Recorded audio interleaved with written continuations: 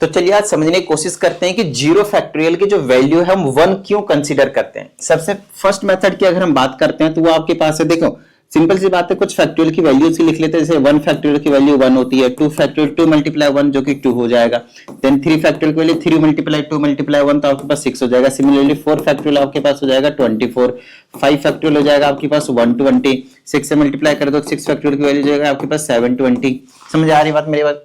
तो अब मेरी बात ध्यान सुनिएगा, यहां से क्या हो रहा है, अगर आप यहां से वापस जाने की कोशिश करते हैं, एक पैटर्न के थ्रू पता करने की कोशिश कर रहे हैं वैल्यू को, ठीक है, पैटर्न के थ्रू यहां से यहां तक जाने के लिए आप क्या कर रहे हो पता है, इस वाले वैल्यूज को आप 6 से डिवाइड कर रहे हो, राइट। यहां से यहां तक जाने के लिए आप क्या कर रहे हो, 5 से आप क्या कर रहे हो, आपके पास डिवाइड कर रहे हो। फिर यहां से यहां तक जाने के लिए क्या कर रहे हो, 4 से डिवाइड कर रहे हो। फिर यहां से यहां तक जाने के लिए क्या कर रहे हो, 3 से डिवाइड कर रहे हो। फिर यहां से यहां तक जाने के लिए क्या कर रहे हो, आप 2 से डिवाइड कर रहे हो। तो यहां से और उधर जाने के लिए आप क्या करोगे, इस वाले वैल्यू को 1 से डिवाइड करोगे। यहां पे आपके पास डिवीजन कितने से करना पड़ेगा, 1 से। आप मुझे बताओ, इस वाले वैल्यू को अगर आपने 2 से डिवाइड किया तभी तो आपको 1 मिला। तो अगर आप इस वाले वैल्यू को 1 से डिवाइड करते हो तो कितना मिलेगा, 1। और इससे पहले वाली वैल्यू क्या है, 0 फैक्टोरियल। इसीलिए 0 की फैक्टोरियल की वैल्यू हमने कितने ले ली, 1। ये तो एक हमने पैटर्न को ऑब्जर्व किया, ये कोई प्रूफ नहीं है, बट नॉर्मली आप इस पैटर्न से थोड़ा सा आइडिया जो है वो लगा सकते हैं। ध्यान रखना, इससे हम और कम वैल्यू के पास नहीं जाएंगे, क्योंकि नेगेटिव फैक्टोरियल्स डिफाइंड नहीं होते हैं, उनके वैल्यूज को हम कंसीडरेशन में नहीं लेते हैं। क्लियर है? चलो अब सेकंड मेथड के पास आते हैं, जो नॉर्मल आप कह सकते हो कि ये प्रूफ है एक तरीके से, ठीक है। ध्यान समझिएगा, क्या आपको ये पता है एन का अगर कोई नेचुरल नंबर है आपके पास, तो अगर मैं इसके फैक्टोरियल लिखना चाहता हूं तो n लिखूंगा, फिर एक कम करूंगा तो n-1 हो जाएगा, एक और कम करूंगा तो n-2 हो जाएगा, एक और कम करूंगा तो n-3 हो जाएगा। ऐसे करते चलता रहेगा भाई, और कहां तक जाएगा आपके पास, 1 फैक्टोरियल बोल लो या फिर आप 0 फैक्टोरियल भी बोल दो, क्योंकि 0 फैक्टोरियल की वैल्यू हम कितना लेकर चल रहे हैं, 1। तो अब ये मान के चल रहे हैं कि हमें 0 फैक्टोरियल नहीं पता, तो कहां तक जाएगा ये, 1 फैक्टोरियल तक, ठीक है। अच्छा एक बात बताओ, अगर मेरे पास 4 फैक्टोरियल है तो क्या मुझे जरूरी है कि 4 इंटू 3 इंटू 2 इंटू 1 फैक्टोरियल जो कि 1 होता है वहां तक लिखना है? नहीं, हम यहां अगर चाहें तो यहां रोक सकते हैं, 4 इंटू 3 का फैक्टोरियल रोक सकते हैं, लेकिन लास्ट में फैक्टोरियल लगाना पड़ेगा।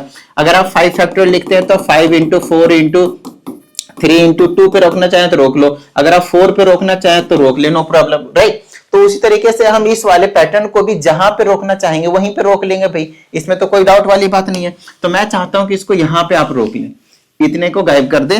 आपने क्या किया, सिर्फ एक बार जो है -1 किया और आपने इसको यहाँ पे क्या कर दिया, रोक दिया, स्टॉप कर दिया। अब मेरी बात ध्यान से सुनिएगा, अगर मैं यहां से ये वाली जो वैल्यू n है इसको मैं इधर भेज दो तो ये हो जाएगा मेरे पास n factorial divided by n, that is equal to n-1 का फैक्टोरियल। क्या इतनी बात समझ में आई?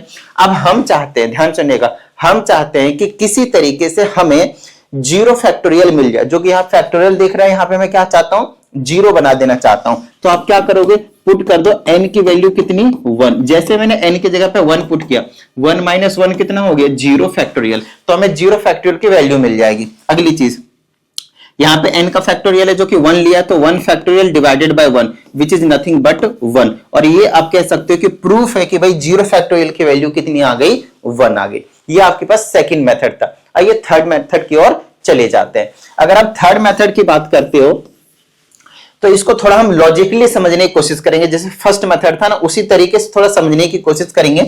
उससे पहले आप मुझे बताइए कि आपको एनसीआर का मीनिंग पता है?